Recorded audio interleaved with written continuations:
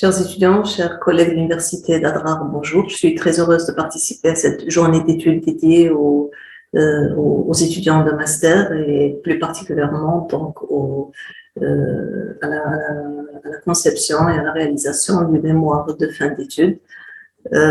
Merci plus particulièrement aux membres du laboratoire langue, discours et plurilinguisme d'avoir pensé à organiser cette activité scientifique destinée à nos étudiants de master. Parfois, on oublie un peu nos étudiants de master, on se focalise un peu plus sur les doctorants, en oubliant que le travail de recherche commence très souvent dès le master et dès cette première expérience de recherche de master qui peut être très intéressante, qui peut marquer l'étudiant et qui peut aussi le pousser à poursuivre ses études et aussi à poursuivre la recherche. Alors, le sujet dont je vais parler aujourd'hui, c'est la valorisation du mémoire de fin d'études. C'est peut-être aussi un sujet qui n'est pas abordé, on va se dire souvent, dans les journées d'études dédiées à la méthodologie du mémoire de fin d'études. Je pense qu'il est important que l'étudiant sache que son travail de mémoire de fin d'études, quand il est original, quand il est pertinent, quand il est intéressant pour la communauté scientifique, a de la valeur, a de l'importance et il peut être aussi à travers plusieurs moyens et plusieurs supports, être davantage, on va dire, valorisé. Donc, on va parler aujourd'hui de la valorisation du mémoire de fin d'études. Voilà, je vais agrandir un petit peu mon écran.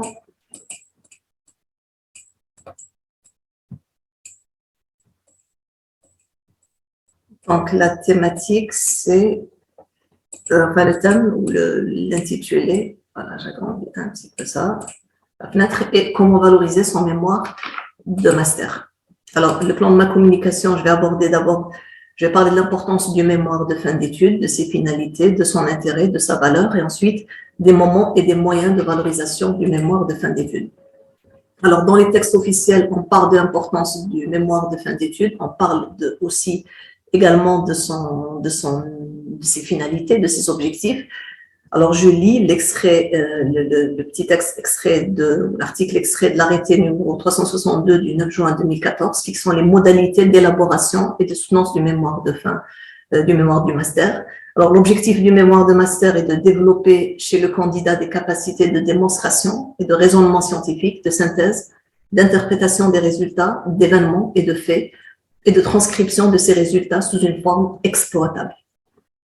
J'ajouterai valorisable quand on va avancer dans la présentation de ma communication. Vous allez voir comment on pourrait, à travers, quand le travail est exploitable, on pourrait le valoriser.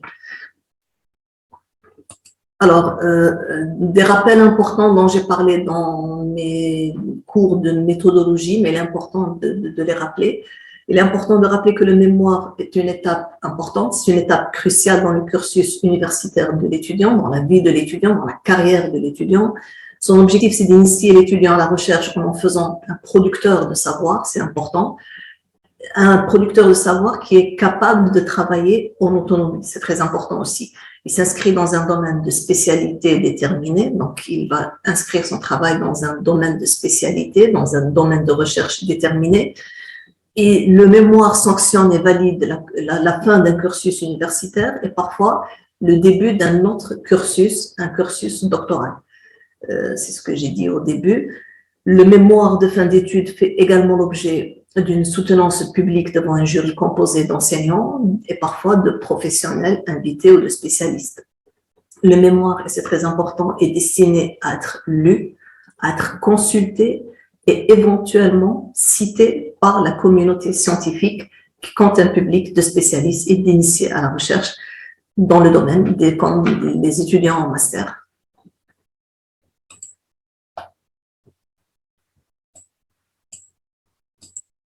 Alors, pourquoi un mémoire de master est-il valorisable? Pour plusieurs raisons. Je vais en citer peut-être les principales. Je peux en mettre d'autres. À travers la valorisation du mémoire, c'est l'effort personnel, c'est l'effort intellectuel de l'étudiant qui est valorisé. c'est important également. Le mémoire est valorisable dans la mesure où l'étudiant a testé ou est censé avoir testé et prouvé ses aptitudes à mener un projet de recherche cohérent, original, personnel, en respectant les délais de réalisation du mémoire. L'étudiant a démontré ou est censé avoir démontré ses capacités à poser un problème, à problématiser une question, à la fragmenter en sous-questions, à proposer et à adopter un cadrage conceptuel, un cadrage méthodologique pour le travail. Alors, il est censé aussi avoir approfondi ses connaissances sur un sujet précis, pertinent et intéressant par rapport au domaine de spécialité. L'étudiant est censé y avoir traité d'un phénomène, d'un sujet d'actualité qui a émergé durant l'année universitaire, l'année de la réalisation de son mémoire. C'est un sujet d'actualité, c'est un travail sujet d'actualité qui est traité dans le mémoire. Et généralement, ce sont les travaux de mémoire qui permettent d'aborder des sujets d'actualité, des sujets qui surgissent, par exemple, ou un contexte particulier, etc. Je donne l'exemple du Hirak, par exemple. Les premiers travaux scientifiques sur le Hirak ont été faits, abordés dans des mémoires de fin d'études, puis il y a eu des articles et des ouvrages, etc. Pourquoi? Parce que écrire un article et le publier ou le faire publier prend minimum 1 an, sinon plus, 2 ou 3. Idem, sinon voire plus pour l'ouvrage collectif aussi, prend plus de temps. Donc, quand on se saisit d'un sujet comme ça important et un sujet d'actualité, on peut l'exploiter dans le mémoire et il peut être cité et repris aussi dans des articles et dans des ouvrages et dans des thèses de doctorat également, dans d'autres masters aussi. Le mémoire comporte aussi une analyse approfondie et rigoureuse des résultats et une appréciation critique du sujet. Dans le mémoire, on dresse l'état de la science, on dresse l'état de la question, des connaissances sur une question précise.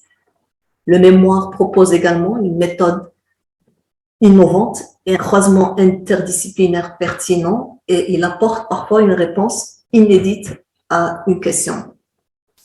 Le mémoire aussi fait par l'étudiant, c'est un travail qui s'étale sur plusieurs mois.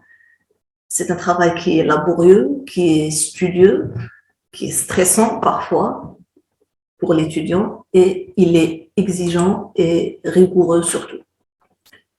Alors maintenant, la question qui se pose, c'est comment valoriser son mémoire de master.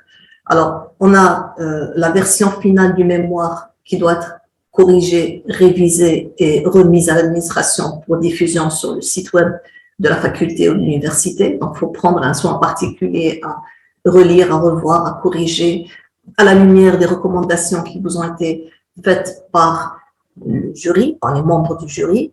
La valorisation du mémoire de fin d'études passe essentiellement par sa diffusion, par son partage, si vous voulez. La diffusion permet d'assurer la protection du mémoire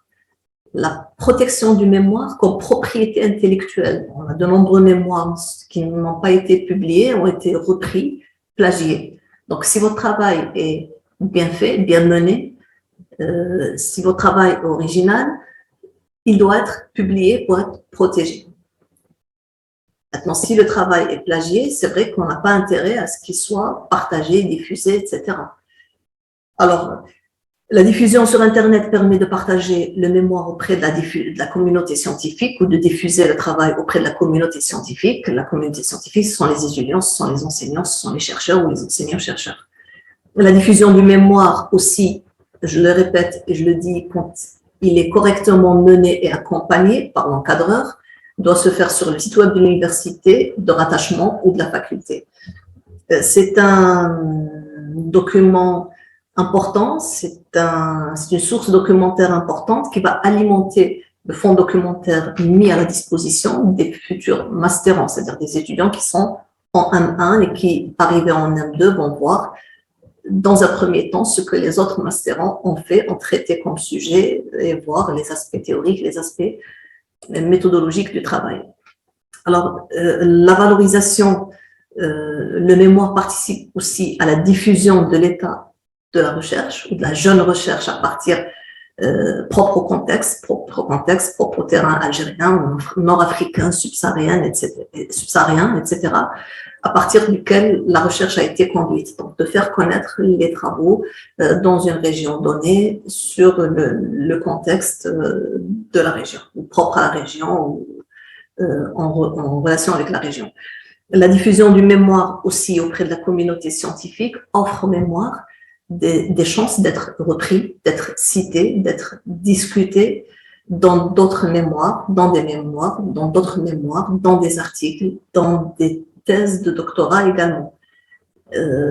Parfois, la question nous est posée, est-ce qu'on peut citer un mémoire de fin d'études dans un article? Est-ce qu'on peut citer un mémoire de fin d'études dans une thèse de doctorat? Oui, on peut, non seulement on peut, mais on doit citer des mémoires de fin d'études dans des thèses de doctorat, dans des articles, dans des ouvrages scientifiques, à condition que le travail soit bien mené, soit bien fait, soit correctement fait sur le plan théorique et méthodologique et que le travail soit original surtout.